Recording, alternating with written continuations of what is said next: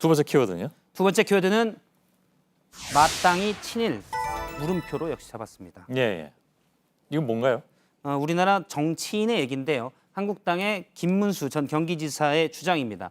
오늘 페이스북에 올린 글이 논란이 됐는데 예. 보면은 지금은 우리나라가 마땅히 친일을 해야 된다라고 주장을 했습니다. 뭐 전후좌우 문맥이 어떻게 되는 건지 또 알아야 되는 거 아닌가요? 이런 경우에? 예, 예. 그렇습니다. 앞뒤 문맥을 보면 최근에 문재인 대통령 그리고 이해찬 민주당 대표 또 조국 수석 등을 언급하며 항일 죽창 투쟁을 지금 부를 때가 아니다라고 주장을 하면서 예. 그런데 이들이 왜 이렇게 하느냐? 바로 우리 민족끼리 친북 주사파들이기 때문이다라고 주장을 했습니다. 이쪽으로 얘기가 또 이게 번져나갔군요. 그렇습니다. 예, 예. 지금 정부가 친북을 하고 있는데 친일을 해야 될 때다. 어떻게 보면 이런 주장인 셈인데요.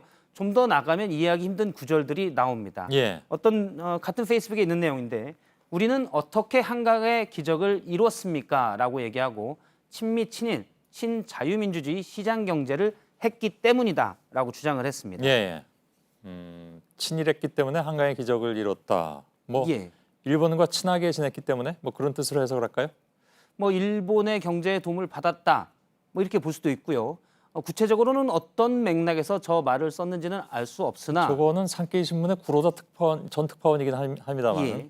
그 사람이 했던 논리하고 거의 비슷한데 왜냐하면 그때 뭐 3억 불 받은 걸로 경제 기적을 예. 이뤘다고 계속 얘기를 하고 있어서 그렇습니다. 예. 사실 뭐 일부 인사들이 당시에 돈 받은 걸로 우리나라 기업들이 투자를 할 수 있었다. 예. 그래서 우리 근대 경제 발전에 도움이 됐다는 주장을 하는데 지금 저 표현만 듣고 보면 그런 주장과 맥락이 다 있습니다. 예, 예. 더 나가면 일본 강점기가 있었기 때문에 근대화를 했다라는 일부 학자들의 주장과도 맥이 다 있다라고 볼 수도 있습니다.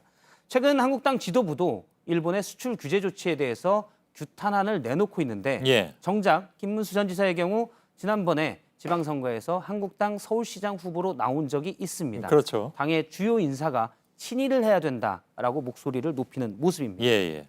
뭐 본인 또 다른 뜻으로 그걸 했는지는 모르겠습니다만 이제 들어보긴 해야 되겠지만 예.